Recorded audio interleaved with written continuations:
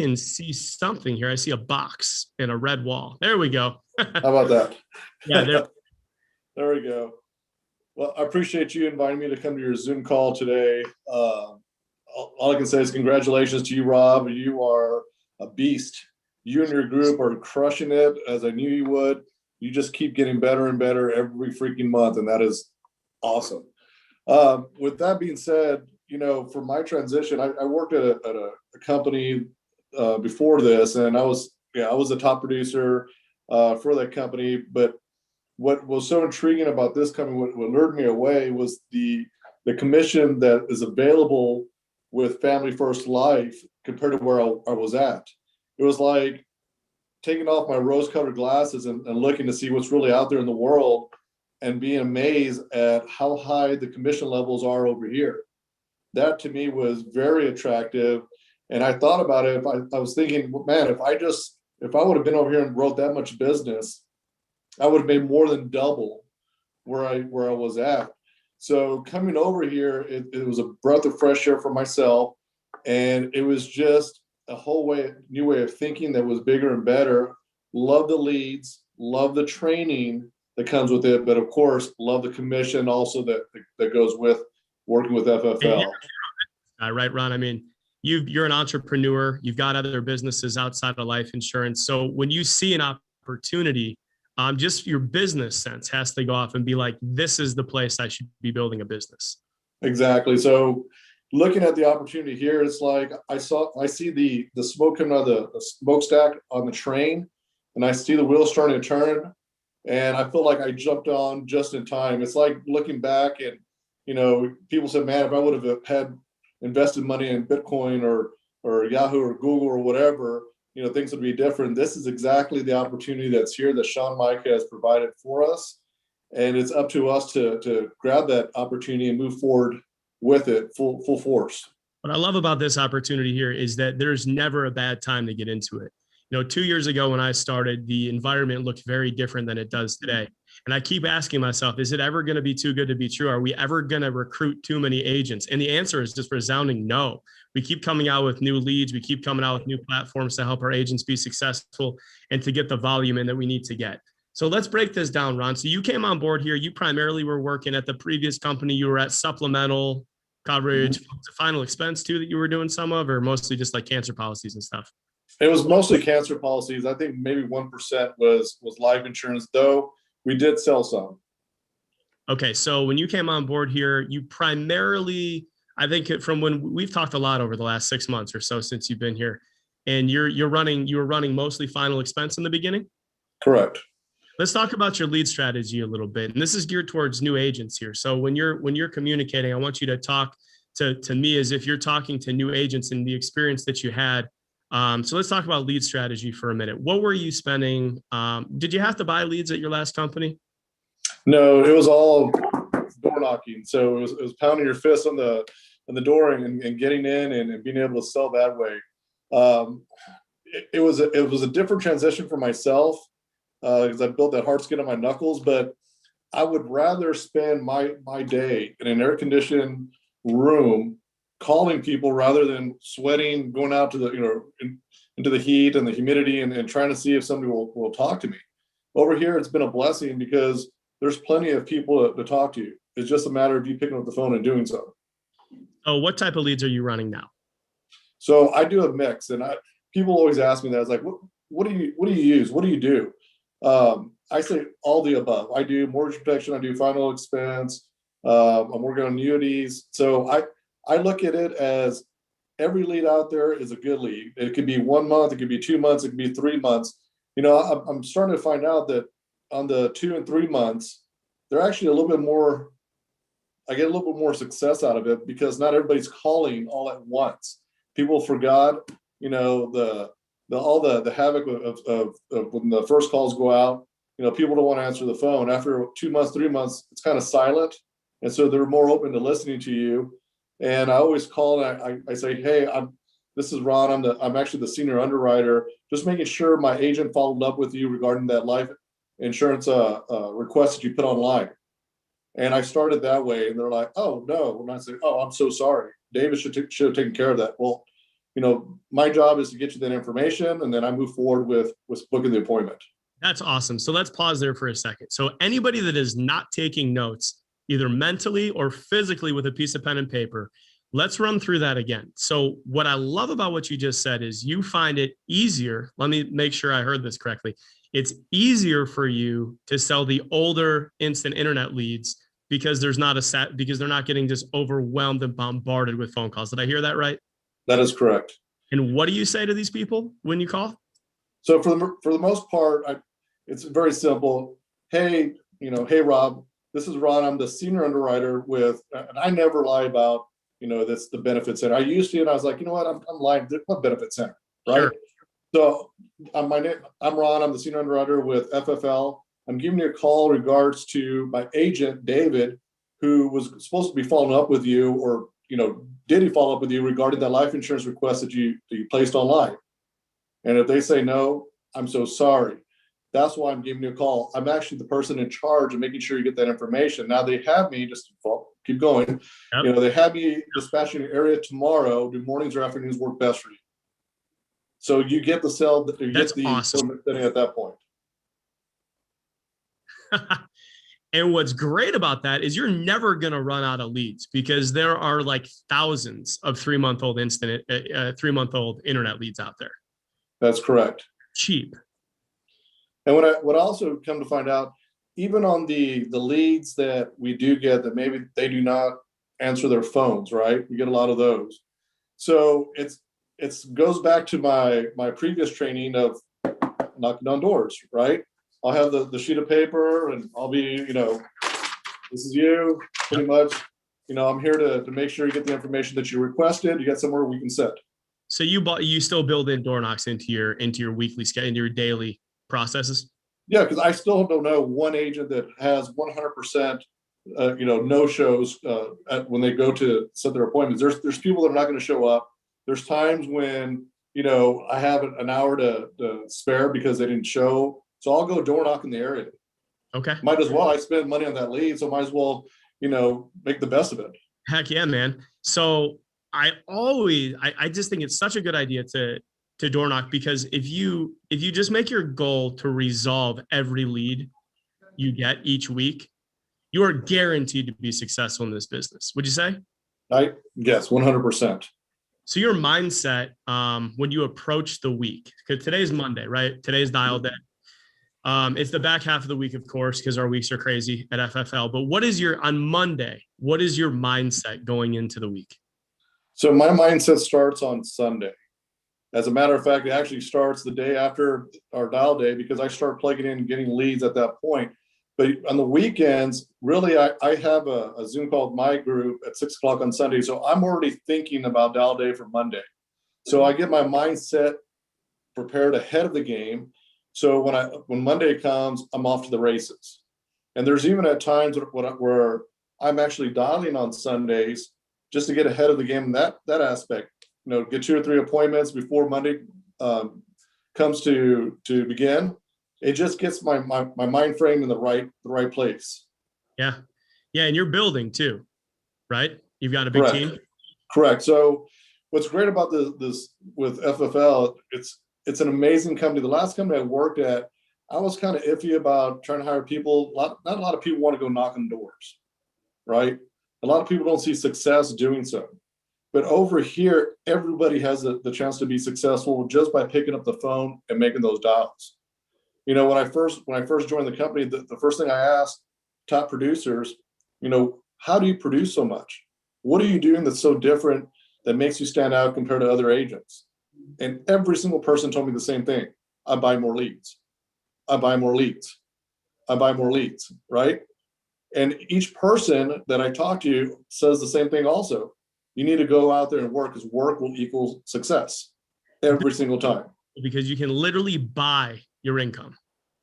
Correct. How else can you do that? You can literally write a check and say, here's how much I want to make this year, and you buy it. You can just freaking buy it. And then you're only able to do that when you are not a prisoner to one type of lead. So I love what you said, where you're like, look, I do some annuities, I do some mortgage protection, I do some final expense, I do instant internet leads, I do new internet leads, and I do 3-month-old internet leads, which means you are unstoppable and you can duplicate that in other people. It's going to be diversified because you will have agents that will come in, that you'll bring, that will say, you know what, I just want final expense, and that's fine. But make sure you know yourself, get out there in the field, become a master at it as well, so you can help whatever agent comes into your group. Let's talk a little bit about your in-home, because you produce at a high level. You're consistently over 30,000. What was the best month you ever had? 38, 39,000. Heck yeah, that's a very profitable month. That's your magic number there to build the business, get staff, and bills don't matter anymore. So from all of your experience at the last company, door knocking your way into houses, I'd imagine that you have a pretty good level of control when you get into a house. Yes, I do. Let's talk about the first 5 minutes of your presentation. So when I go into a house, I immediately, for myself, I'll gravitate towards pictures, because pictures say 1,000 words, right? So people love to brag about their family, and I've come to figure out that those also could be great referrals if you do it right. So when I go into a house, I'll mention a couple things, but I try not to spend too much time on the rapport, because I'm there not to be their friend. I'm there to help to protect themselves and their family. And when I first started, it was a little bit different from supplemental. Supplemental, you want to build a little bit more rapport, but over here, if you cut to the chase, you got to make sure first and foremost they like you, but cut to the chase and lead the conversation. You lead the meeting. You never let them take control, because at that point you'll lose the sale. Absolutely. So how do you transition from you making the small talk, building a little bit of rapport, getting them to like you, which people buy from who they like? Obviously, we all know that on this call. What's your transition sound like to get down to business? So usually when I walk in, like I said, I'll gravitate towards pictures. We'll talk a little bit, and then I'll say, can we sit over here at the table? Sure. Once they sit at the table, then it's all business. So the reason I'm here is because you filled out this form. Am I correct? Yep. Perfect. There's usually 3 reasons why people fill out this form. First one being, you just don't have any life insurance. Number 2, because you don't have enough. And number 3, maybe you want to leave more money for your legacy, for your family. Which one of those 3 reasons did you fill out this form? I don't have any insurance. Do what? I don't have any insurance. That's perfect. And most people don't. As you know, and I'm sure you're one of them. So there's a lot of people out there that right now, they'll have somebody that you may have somebody that that's a friend, a family, or coworker that's gone through COVID or passed from COVID. Am I correct? Yeah. So when I talk to somebody, I bring that up just to get their juices flowing, to start thinking, right? And I'll say at that point, since you don't have any insurance, who will be your beneficiary? Who's the person that you're trying to protect when you pass away? My son. Your son. See, at that point, you're starting to pull the heartstrings, right? You're starting to get them to talk. And then I'll ask a question like, well, tell me a little bit about your son. How old is your son? So on and so forth. So you start engaging that conversation, right? Yeah. At that point, I have my financial worksheet that's out, and I just started going down the list. Use that as a tool throughout your presentation. Correct. And it's very simple. It's very easy. If your agents do not have it, they're missing the boat. Right. Because it's self-explanatory, and it's laid out where anybody can do this. How do you use that in your presentation? What type of tool is that for you? For the final, it gets them knowing, or it shows that you have strong interest for their benefit. And so what I do when I start going through this, I'm asking these questions about heart attack, stroke. I'm asking about, do they have any life insurance? If they said, yeah, I have some, I'll ask them about, where's that life insurance at? Is it at your job or whatever? Do you have a 401k? And I ask these questions because if they say yes, I'm already thinking annuities, right? Yep. So that's a different revenue stream that you can plug into. What do you tell to a new agent? What do you tell to a new agent that says, man, do people really feel comfortable giving you all this information? You're a stranger. What do you say to that agent? Absolutely, yes. Positively. If they let you in the house, it's kind of weird. I know it's weird, but for them to let you inside the house, and to give you all this personal information. They're giving your social security number, their birthday, so on and so forth. You know, it's one of those things that it starts when you first lay eyes on the individual. Again, it's building a rapport. But I always get a sense within the first minute to 2 minutes, they're either going to like you or not like you. And if they do like you, it automatically starts to trust, and it automatically goes into giving you all the information that you need. In your experience with the people that in that first couple minutes, right, and they don't like you, this is good. I didn't expect this to go here, but let's just talk about this for a second. When you know it's dead in the water and it's not going anywhere, what is your exit strategy to get out of that house as soon as possible without being a huge jerk? So we all have gone through this, and if you haven't, you will. You have people, individuals will say, you know, they're just negative Nancy on you, right? At that point, I'll just, you know, shut my book and say, well, you know, I don't think I can help you at this point. I do appreciate you letting me come by, but I do have other families to see. And out of being courteous, just be respectful. If something should change, here's my card. For the most part, they're probably gonna throw it in the trash, but that's just the way I am. I give to them anyway. There you go. What do you do with your time after you leave that house? Because now you got an hour on your hands. How do you use your downtime in the field? So either I will go door knock, or I will call my next appointment and say, hey, this is Ron. I know our appointment's in an hour. I just got finished with my last appointment. Do you have time now for me to stop by? So I use it wisely, and I'll go and I'll start my appointments earlier, because a lot of times we'll stack appointments. And the reason we do that, because we'll get people get stood up. Agents will get stood up, so you'll go to the next appointment. Or you may have a rating system when you're doing your appointments. You may have 1 star for an appointment at 9 o'clock, and you rebook another appointment at 9 o'clock, and that one has a 4 star, right? So I'll go to the one that's a 4 star more so than the 1 star. Never heard that before, but that makes a lot of sense. And then do you double book those appointments then? Like if you get a 1, if I get a 1, honestly, or 1 or 2, and you just feel it, but you got the appointment booked. If I can book somebody else, if someone says, hey, I can't meet at 4 o'clock in the afternoon, but I can at 9 o'clock in the morning, and I'm looking up, I have a 9 o'clock already booked and has a 1 star, and I feel good about this call, I'll book it at 9 o'clock, and I'll go to that one first. Sure, that makes sense. Let's talk a little. Oh, go ahead. And I think it's important, you know, when I first started with the company, I had a bad habit of, and we all go through this, spending so much time to build a rapport. You know, I think the most I've spent in a house was like 2.5 to 3 hours. Wow. and it was one of those things at the very beginning that I had to learn very quickly, that you have to take control. And again, you have to make sure you're there to protect them, and you're giving the right information, and you're moving on to the next house. 100%. Control in the house allows what the true mastery of control, in my opinion, is them not knowing that you're controlling the situation and making them feel like they're in control, but really you're kind of pulling the strings without them realizing it. And that just takes practice when you're developing new agents. So you're building, right? Let's talk about building for a little bit. Sure. You are running full-time in the field. You're writing 30, 40,000 every month. That could be overwhelming in terms of a time commitment to somebody who's just getting started. How do you balance your building with your personal production? So hiring good staff. So myself, simple as that. Your time allocation throughout the day. So, you know, for myself, it's been a blessing with building my agency over here. You know, I started building in late September, and I started off with, I think, 2 other agents. Right now we're about 150 agents plus. Dang.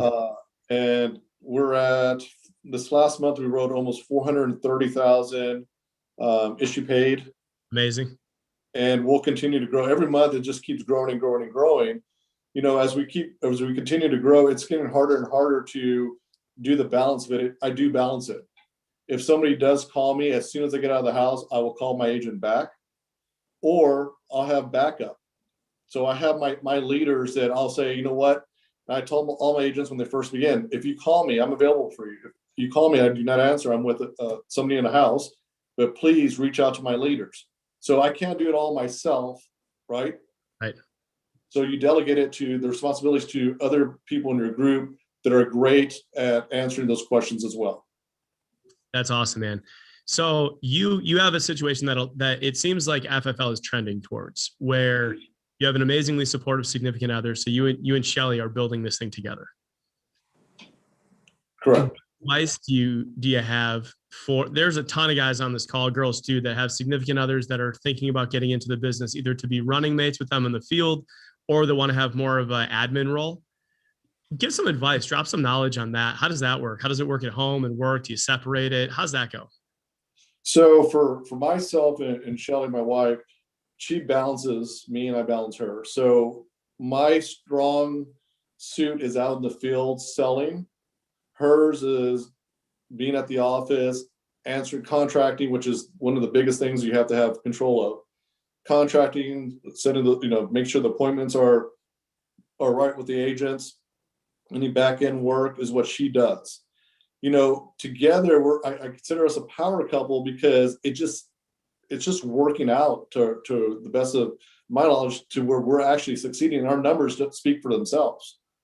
Our agency and anybody's agency is yours, Rob. I mean, you do need help to get to where you're at, and the more help that you have, the better, the faster the growth is going to happen. It just happens to be that my wife is just an amazing individual.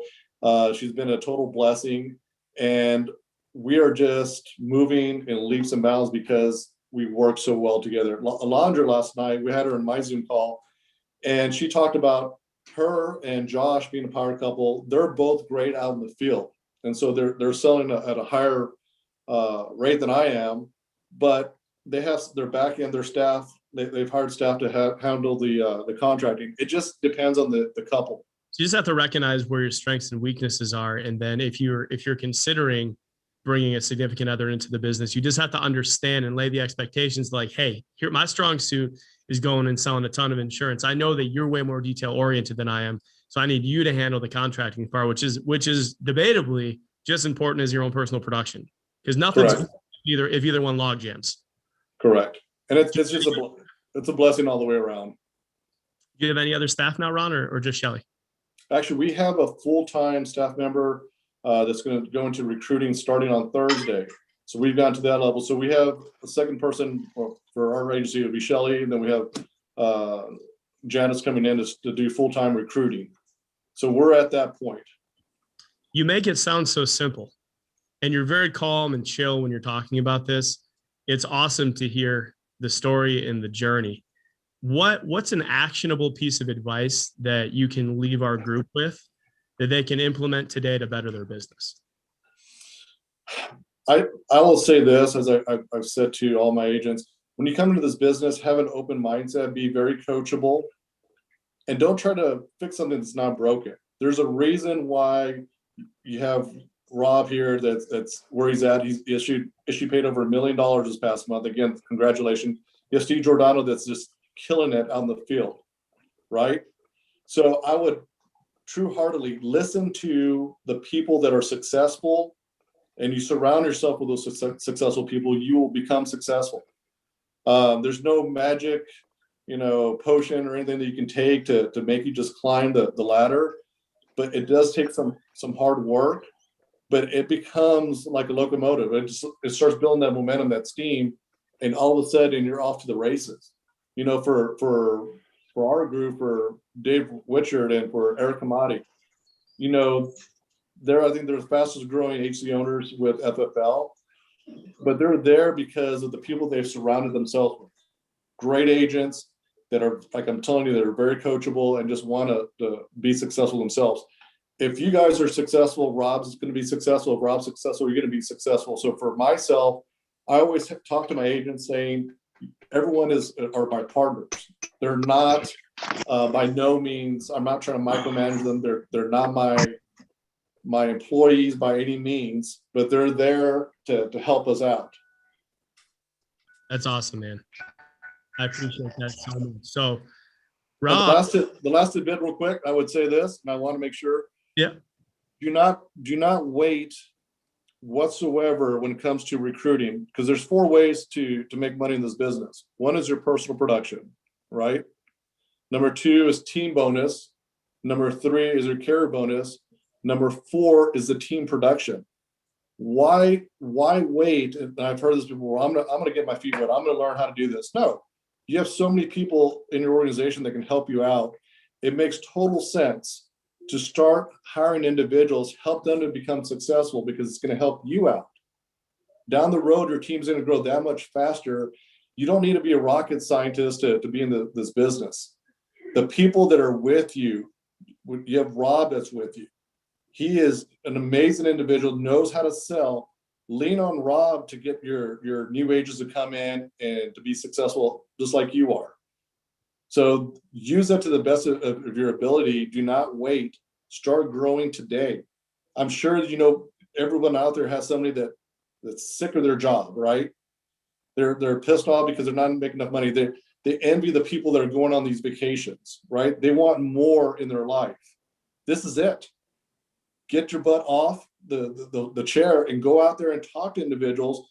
And there's plenty of people to talk to. You can talk to people in elevators, talk to people sitting at a bar. Do whatever it takes to grow your team. And I promise you, you'll be thanking Rob a year from now as your agency grows to $500,000 to $1 million a month yourselves. That's amazing, dude. Ron Miller, ladies and gentlemen, FFL Secure. Watch out for you. Board member by the end of the year, Hall of Fame producer. Can't thank you enough for your time, man. I love you, dude. I wish the best for you. And thank you so much for pouring into our team today. Thank you. Thank you. Steve, are you ready to open it up for Q&A, baby? Yeah, that was great. He's awesome. Yeah. Thank you, Ron. Ron. You're welcome.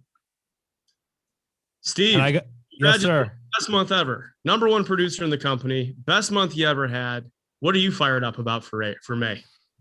I'm fired up about the team and where we're headed, because I feel the leadership on the team is really ready to take off. And that excites me much more than any personal production number ever will. Congrats to you, my friend, on $1 million. Thanks, man. Appreciate it. I know Jesse asked me for a favor today to pull Philip Taylor up that ran into some situations, Steve, that I think you could really help coach. I don't know if Jesse told you, Steve, you're nodding like you know what I'm talking about. Yeah. Philip, you there, buddy? I saw you on there. Yes. There you are. Can you So hear me? you ran into some stuff this weekend. Yes, sir. Steve, run all these situations by Steve and see what he can coach you on. All right. So Friday, I got down here Thursday night to Memphis and had, let's see, 1, 2, 3, 4, 5 appointments booked. And the first one was a RT, and she was uncomfortable with the Social Security number being given out, but we explained to her, how nobody would run the application. Kind of got her comfortable with that, but she's covered by another insurance that she claimed would continue after she was either fired, let go, retired, whatever. So we explained the kind of premium increase that she might incur. So she was going to check on that with her insurance companies and get back to us. At 11, he refused the Social Security number regardless. I even explained everything. So let's bang these out one at a time. So Okay. That first situation, let's break it down. And this will be good. This will be a good workshop, dude. You ran into everything that new agents will run into. So I think rather than doing Q&A, let's just break down. Let's analyze. Let's run plays on how we could have done this more efficiently to get you a better result the next time you run into this. Okay. So Steve, you got like 3 or 4 things to attack there. Yeah, the first thing on that insurance, was it a work insurance, I'm assuming? Yes, sir. Okay, got it. One of the things I try to do, and you can't always do it, is like call the company with them. Sometimes it could be hard when it's work insurance, and also obviously the time of the day, but you said you met them during the day. So I would try and dig there, number one, because anytime you call an insurance carrier, like 99 times out of 100, they're actually going to make the sale for you, because they're going to basically tell you what you had said, like, hey, it's either going to go up or it's going to run out. So I would try that. That would be the first thing. When it comes to the social, here's how I play it. I start the application and I start asking the questions, right? And I'm just like, okay, email, date of birth, non-smoker, social. I act like it's like the next thing, and it's like not a big deal. And then if they make a big deal about it, I'll make like jokes. I'll be like, well, mine's like 063, blah, blah, blah. Like, you can write it down if you want. Little things like that usually break the ice and get them kind of to the next place.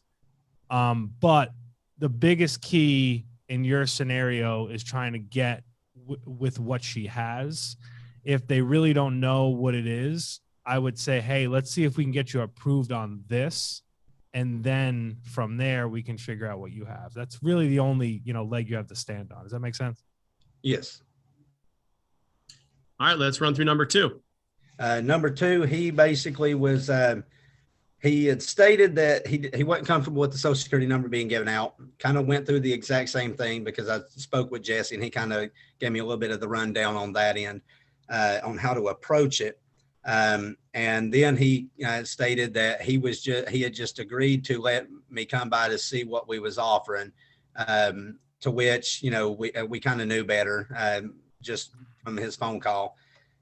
So he was kind of in the same situation as far as the Social Security number. Let's see. Are we having trust issues, Philip? I actually went along with that, kind of tried to cover that ground in a lot of that aspect on the second one. So we kind of made sure that there was trust. He just claimed that he wasn't interested at this time. So bad appointment on that one. Right. Go to number 3. Number 3, we actually met every one of her needs. We got her, she wanted just about 6 months worth of coverage, long enough for her kids to come in, sell the estate. But she wanted enough coverage for $10 to $20 a month. So we got her set up with Mutual of Omaha, and I actually had Jesse on the phone with this one. And we met her needs at $20 a month, got her actually 2 months extra worth of coverage for what she was needing. That's utilities included on top of her mortgage. And she chose a nice meal out once a month.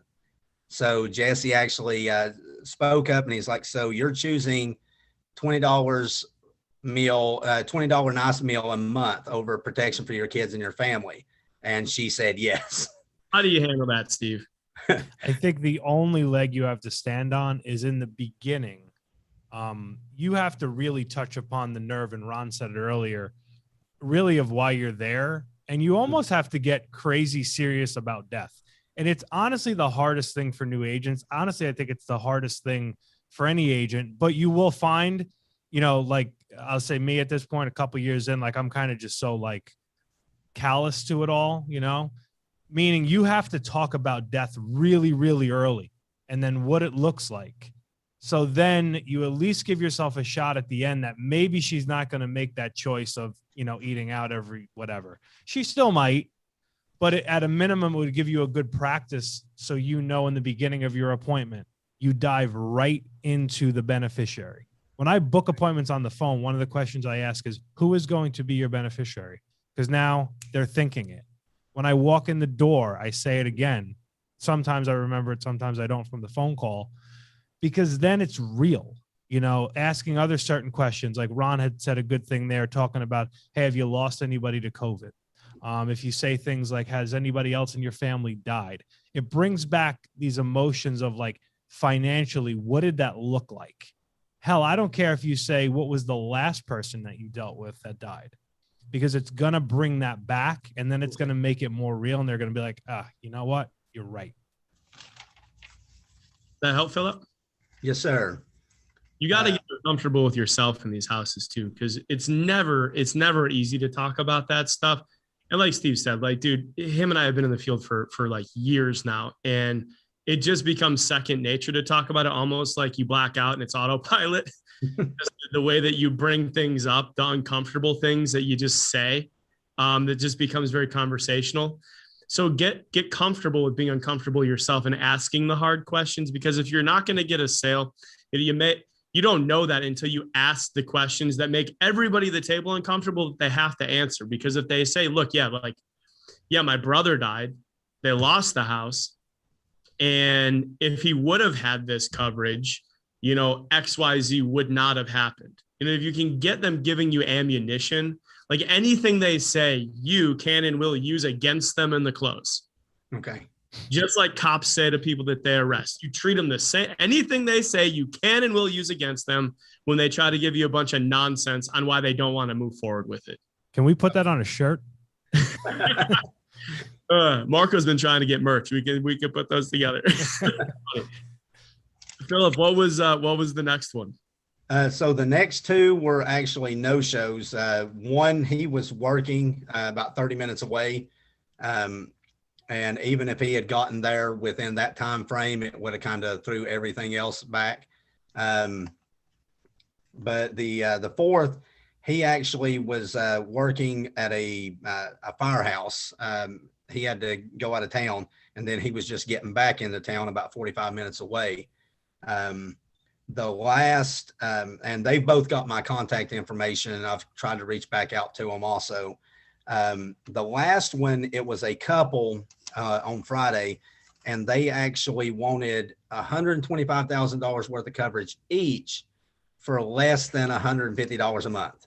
And give the context. I think I heard about this one. So they were older. Do what? Give a little context here. They were older. I think I heard this one from Jesse. Yes, they were older. Let me pull up their thing. They both had some issues. She had cancer prior, and she was taking a shot a day, I believe. So she still had that going on, and it was less than 2 years that she had been taken on, but she had been taken on for right at 2 years. He had high blood pressure, I believe it was, and a couple of other instances. They were old age-wise, though. They were old. Let's see. Let me pull. Hey, I'm pretty sure he had stents or something, right, Philip? Do what? He was all jacked. Didn't he have stents? He had, she had the stent and the thyroid from 2003. She had cholesterol, diabetes, and he had the diabetes, high blood pressure, and cholesterol, and prostate cancer from 2006. Age, buddy? How old? 67 and 63. There's nobody in the company that sets expectations in a house better than Steve. There's not a single person who does it better. How do you handle that one, Steve? Yeah, I think one of the things I hate hearing a lot is I met the client and they want X, because I'll give you the example. I run a lot of mortgage protection in South Florida. A lot of people are between 60 and 85 that have big loans that I'm not getting them a term, or they're not going to get something that they necessarily want. So what you have to do, number one, again, in their scenario, you're playing on the health, right? So you're going through all of it. Now it's what it looks like for the other person when they pass away financially, whether they maybe have a loan or just talking about losing Social Security. Like, one of the ways you want to look at insurance when it comes to couples, whether it's mortgage or not, is we're protecting against loss, right? So we're trying to figure out what the other person's life looks like financially without the money that's coming in or out. And then you start talking about, in that scenario, like when they want 100 and whatever thousand, when people can't get term, you need to talk to them about how term doesn't make any sense for them, because it doesn't, because they're not going to get it. Right. It's just like when it doesn't matter what it is, whatever you're not going to get doesn't make sense for you because you're not going to get it. So we can't even talk about it. So I try to then basically show them, okay, if I know the budget, right? They're saying, hey, I want to spend 100, whatever. And then I'm showing them, let's say, a whole life and Eagle Premier. And then I go through their income and I go through what they're spending on, whatever they're spending it on. and I now say, okay, this is going to be permanent and it's going to give you X, whether that be sometimes mortgage payments or, in a lot of dynamics, losing Social Security. A lot of the clients we meet with, they don't necessarily know that on Social Security, you're going to lose the higher amount of the two. So if Mary, makes $1,300 and Bob makes $1,700, I always write down like, hey, we're losing $1,300 a month, the lower of the two. And then I times that by 12 and say, hey, you're losing X amount a year. So now when I give you a 30,000 Eagle Premier, let's say, that's loss of income instantaneously that you're going to have.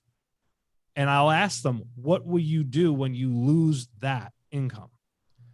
Then I'll go back to talking about term and the fact that if I even could get you a term and you outlive the term, you paid all that money, you have no cash value, and we're right back at square one where you are going to have loss when the other partner dies and you're going to have nothing. But this makes more sense because it's permanent. So a lot of times I think new agents need to sell, number one, if people can't get term on the whole life, talking about permanent. People in insurance love big numbers, and I'll teach people in houses this all the time. The big number is 0 if it's a term and you outlive it. It's literally 0. But the actual real number is the permanent number that we're actually going to see and is going to be tangible. Are you always going to win that battle? No, you're not. But you'll win it more times than you lose because they kind of understand loss. And then when you start digging into that health and like, oh, they had cancer, they had this, they had that, you're kind of bringing up the emotion of like, that was scary. And they've seen where their finances are going to go when they die. Does that make sense? Sorry if it was long-winded. No, you're good. Yes, sir, that did.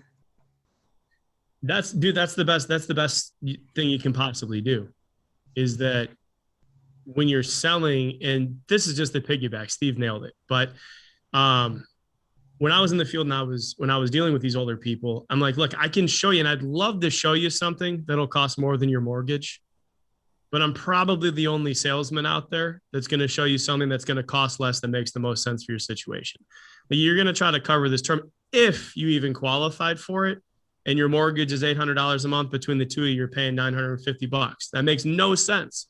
So I'm not going to feel comfortable showing you something that I wouldn't recommend to my mother or my father.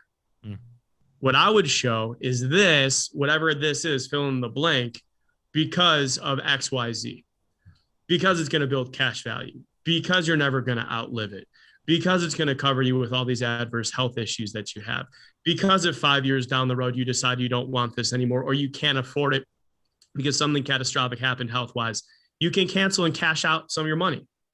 That's why this makes more sense versus you paying more than your mortgage for something that you will probably outlive. Quite frankly, if you qualify for it at your age, you're most likely going to outlive it because, life insurance companies are betting against you, not for you, right? They want you to outlive it and you're trying to die. That's kind of weird.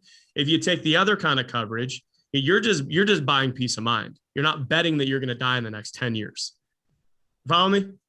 And you're going to be able to afford it. Now, the $150 a month budget, Steve would back into that, and he would, and then after he talked through all of that, which was beautiful, he's then going to pitch equity protection on how do you protect the equity and cover the mortgage payment so you don't lose the equity in the house. Give yourself enough time to get this thing off the market or adjust to the difference in your income, and you sell against covering the full amount of the loan from the first minute that you're in there. And that's going to happen by asking good questions to these people and then using that again against them when they talk about their budget. Well, look, you told me that $150 a month budget, right? To cover this, you're paying $900. Let me show you what you will qualify for, budget wise and health wise.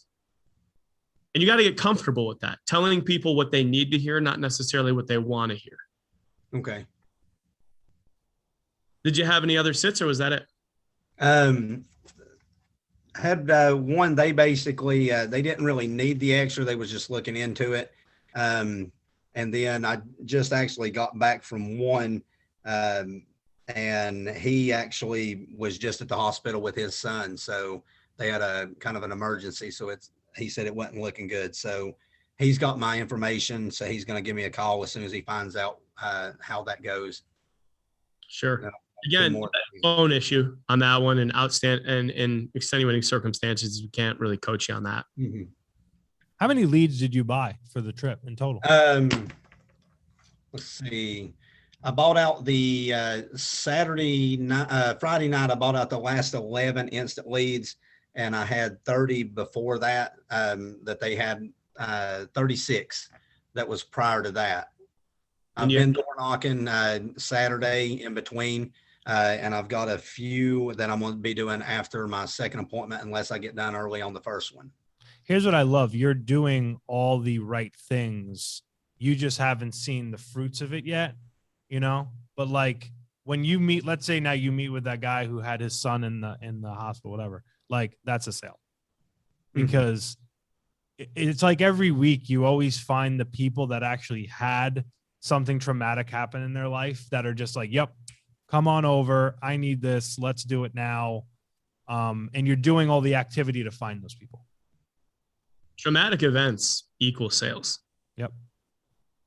Like his kid got sick. So he's now, just because brains work this way, it's like, oh, shoot, what if that happened to me? So you got to strike when the iron's hot. So be relentless with your pursuit of that guy, because that's going to be a layup. You're going to go there, ask how his kid is, and he's going to be like, take my money. Yeah. All right. I think that was a ton of value. Steve, thank you. Guys, thank you for your time. One little announcement that corporate is doing with a lot of the bigger groups, which we are now privileged enough to be in that company of bigger groups, is they're calling it basically play it back. So to do 1 million in a 4-week month. And we got it. I'm going to put up a donation amount where if we hit it, that's all we donate. If not, I got to double my donation to the Dream Center in LA. All these big groups are doing it. So what I'm asking you to do is, now that we've had a taste of this huge production where we've had several people we had 10 people over 30,000 last month. Let's keep that number there. Let's keep that number at 30,000. Now you guys have more money than you've had before, because we had a monster month, which means that over $1 million of commissions were paid out to our team, to 125 agents. Let's use some of that money unselfishly to keep the momentum going. Buy more leads, resource yourself up, stock up, buy everything in there. And let's be smart about how we do it too. If you're not on WorkSpots, get on WorkSpots. They're ripping these 50% off promo codes like left and right. It's crazy. Get $2,000 of leads for $1,000. Talk about setting yourself up for success with a big ROI, right? Do these things. Get on Phone Burner. Leverage the opportunities that we have here with all these CRM leads that you can load in a Phone Burner and make 900 dials a day while you're doing other things. Come on, it's a no-brainer. The more contacts that we make, the more pleasure we can get out of our dial days, the better. I think we can all agree. Phone days suck. Nobody likes them. But if you got Phone Burner banging through all these leads that you got that are going to make that day just a little bit more enjoyable for you, and it's going to triple your contacts, that's how we're going to drive activity. Let's leverage the small bits of technology that FFL has presented to us to help keep our results where they are. Again, I appreciate you guys so much. This is a dream that I've had since I started at FFL. I really thought these numbers were cartoonish. I can't believe we did it. It's because of all of you. And I want to just tell you from the bottom of my heart, I am so grateful and appreciative for all of your hard work. I cannot wait to see us do this in a 4-week month. If any of you need anything, do not be shy. And as always, go out, protect American families, and we'll see you.